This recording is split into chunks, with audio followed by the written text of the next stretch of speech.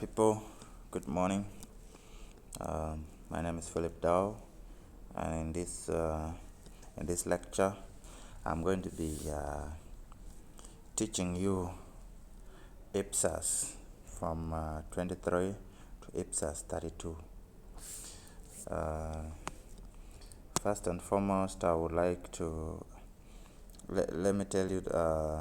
Let me highlight the course overview. So in this course, we're going to be looking at the IPSAS, the intro from 23 to 32. Next, we shall be looking at the overarching goals of each IPSAS, and then the main areas that they target, the purpose, relevance to our country, South Sudan, challenges and implementation issues. Then we shall conclude and give the recommendations. So, IPSAS stands for International Public Sector Accounting Standards.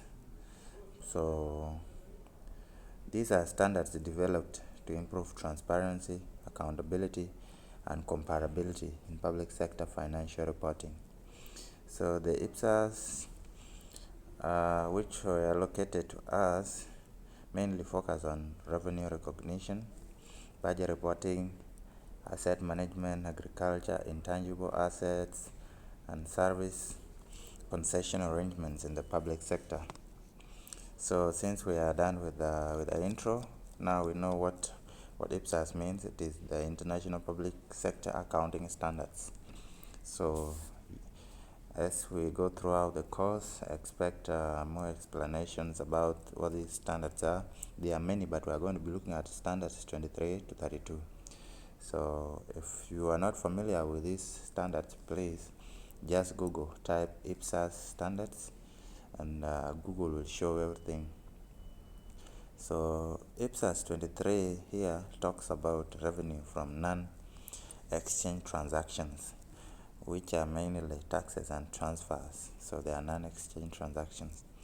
So the overarching goal of IPSAS 23 is to provide guidance on how public sector entities should recognize and measure revenue arising from non-exchange transactions such as taxes, grants, donations, fines, and transfers. So it targets recognition of tax revenue. Another target area is accounting for grants and donor funding. It also targets conditions and restrictions attached to government transfers. Another one is proper disclosure of government revenues. So the purpose of this IPSAS 23 is to prevent overstatement of public sector assets and improve reliability of financial statements.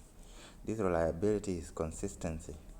So it makes sure that these financial statements are not inconsistent.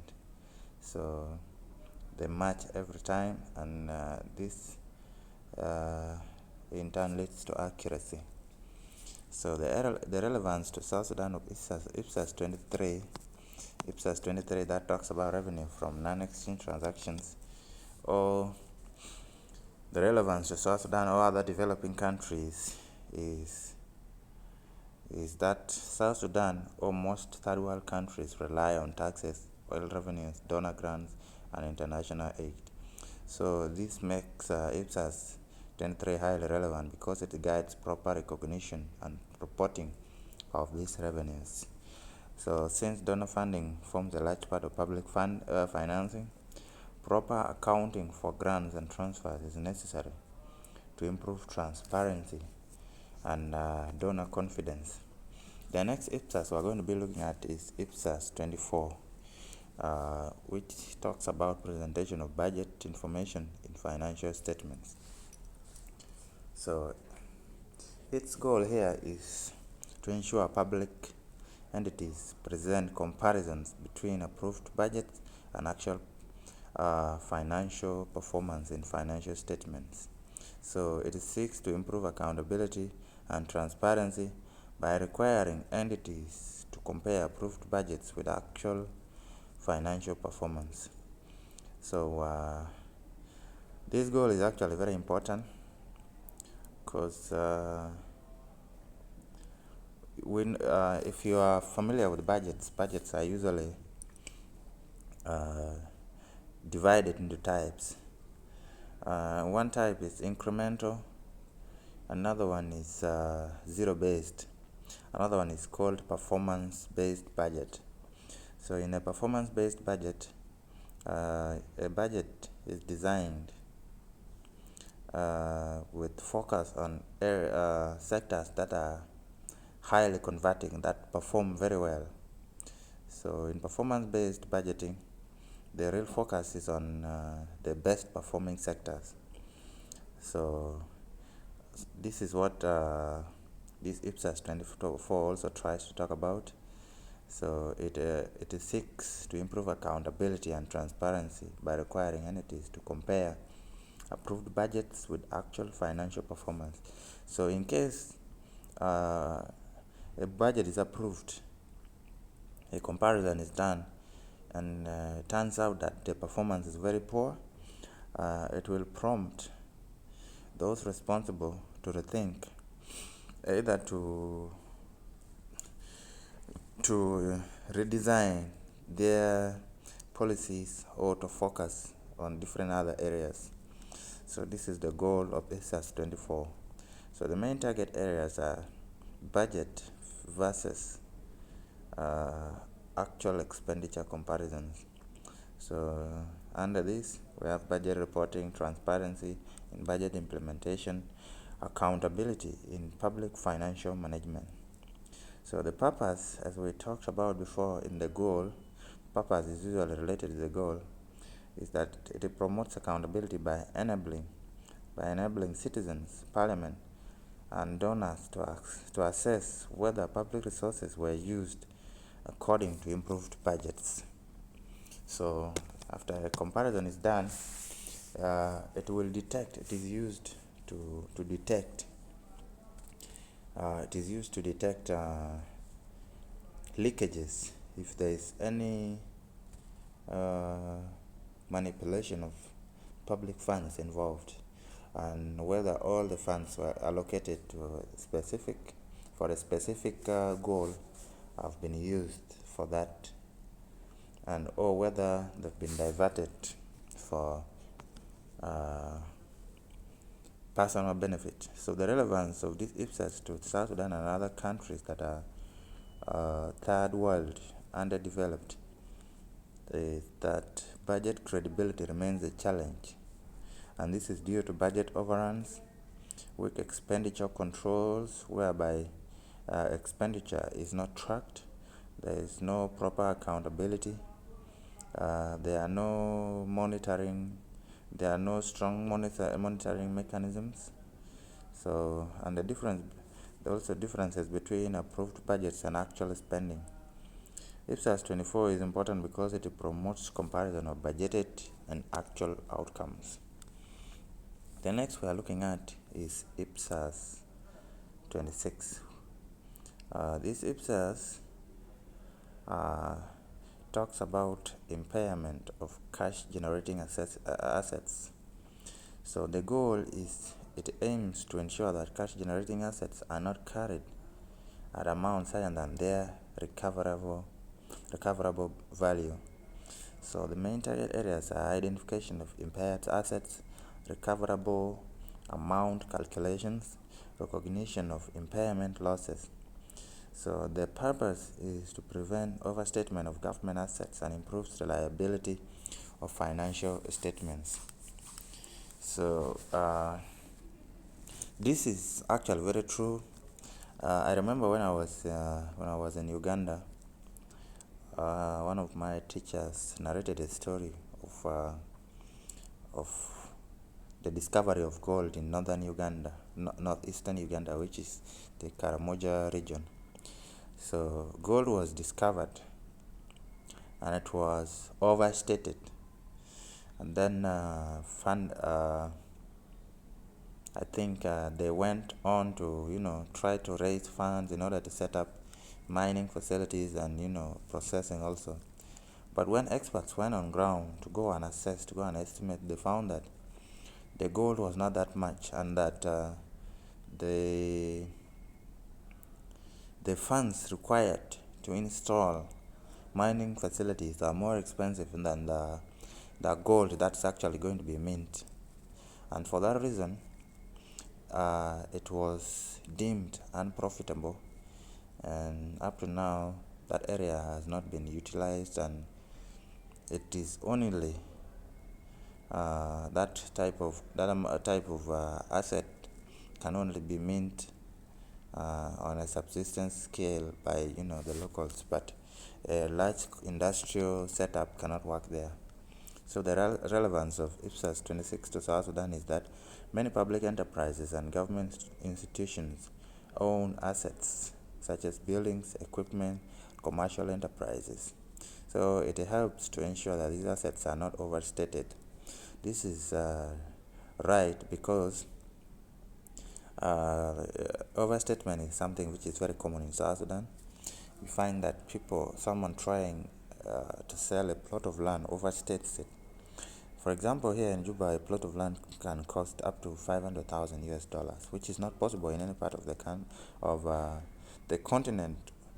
And I have no idea about the rest of the world, but this is overstatement, given the fact that I've gone to border to neighboring countries, and that amount is enough to even construct for you a storage building. So at our rate, our local currencies, and the value of our money, it can construct for you a storage building. So the challenges are lack of skilled valuers, weak asset management systems. Next, IPSAS is IPSAS 27, which talks about agriculture. So IPSAS 27's goal is it prescribes accounting treatment and disclosure requirements for agricultural activities in the public sector. So this is the IPSAS that will recommend and give the proper requirements, the correct amount of requirements, correct quantity of requirements needed for agricultural activities in the country. During the early days of our country, banks gave out loans to many people, especially the Agricultural Bank of South Sudan, hoping that these people would farm and in return would be depositing in their bank. That's how the deal is with agricultural bank. They give out agricultural loans, you farm, you bring back the money, and you save with them. What they did not think about was that these people were going to start overstating their requirements. So a person with the given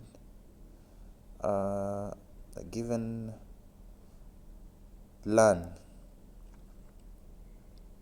will overstate the requirements of that land, of farming that land, and at the end of the day he will pocket part of the money and try to farm and later on report losses. So IPSAS 27 doesn't allow this. This is what it tries to tackle. So the main targets are biological assets such as livestock and crops, agricultural produce valuation, fair value measurement. So the purpose is to improve reporting of government agricultural projects and state-owned farming activity. The relevance to South Sudan is agriculture is one of the most important sectors in South Sudan's economy. Government and agricultural projects involves livestock, crops, forestry, and fisheries. Government agriculture require proper accounting treatment. The challenges are limited technical expertise. Difficulty in fair value management is another thing. The next IPSAS is the IPSAS that talks about intangible assets. That is IPSAS number 31. So it prescribes accounting treatment for intangible assets that are not physically addressed in another IPSAS. So the main target areas are amortization, valuation of software, patents, and licenses. And then another target area is intellectual property. So the purpose is to ensure intangible assets are properly recognized, measured, and disclosed in financial statements. So in our country, we have these intangible assets such as songs, websites, patents, licenses, and stuff, but we do not pay real attention, and we are not aware of the value of these assets. So this IPSAS is the tool used to determine the value of these assets, because these are also considered property and are really they can be put to use. So the relevance to South Sudan is the government increasingly uses computer systems, financial management software, and digital records. These are intangible assets that require proper accounting. So the challenges are weak ICT infrastructure, limited professional capacity. This is very common because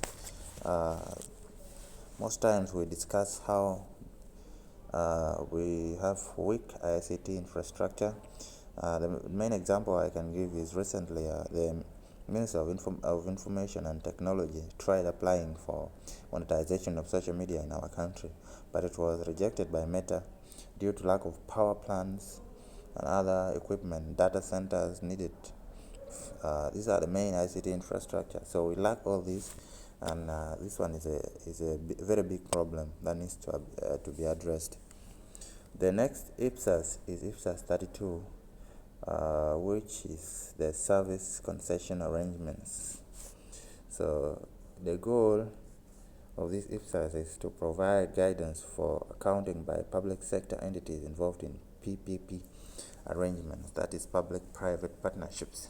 So the main target of this is the recognition of infrastructure assets, accounting for PPP agreements, rights and obligations of governments, recognition of concession assets.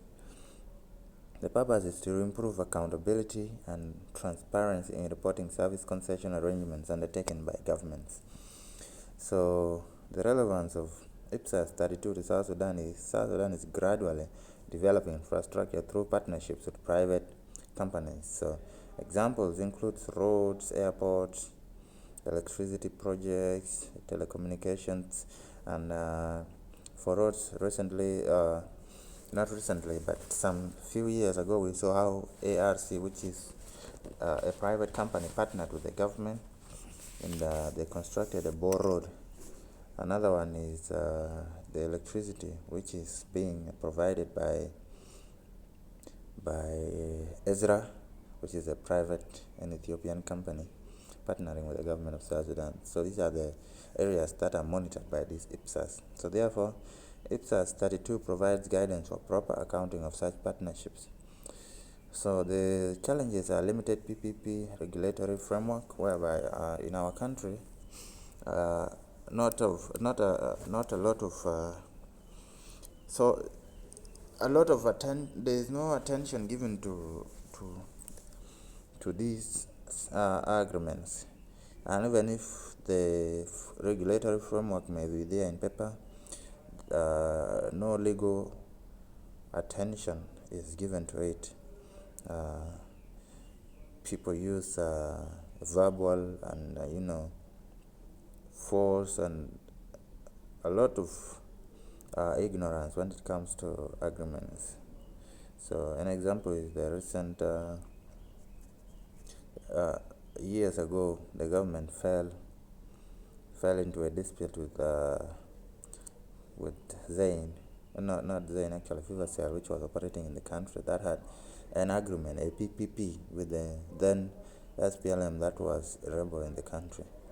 So a lot of the agreements that they signed with the government were broken, and this led to a dispute. Another one is weak institutional capacity. This is where it also affects how a regulatory framework is set up, since there's no framework to So to conclude, IPSAS, which are international accounting standards, public sector accounting standards studied, are highly relevant in South Sudan because they support transparency and accountability, efficient public financial management, and better reporting of public resources. So adopting and implementing these IPSAS will strengthen South Sudan's accounting system, improve donor confidence, reduce corruption, and align the country with international public sector accounting practices. So as you have seen, they are really, really important for credibility in the international public sector accounting. So these, once they are followed strictly, will earn the country credibility in front of international financial institutions, and this even can improve the country's image, and you know the country will be able to take loans at a much lower rate. So this was it for IPSAS 23 to 32. I hope you liked it. Follow and subscribe to the YouTube channel of Krush Institute of Science and Technology, so that you keep in touch with our lectures. So in the next video, don't miss. I don't know, I haven't made up what I'm going to teach in the next video, but if you have an idea, please let me know. Thank you very much.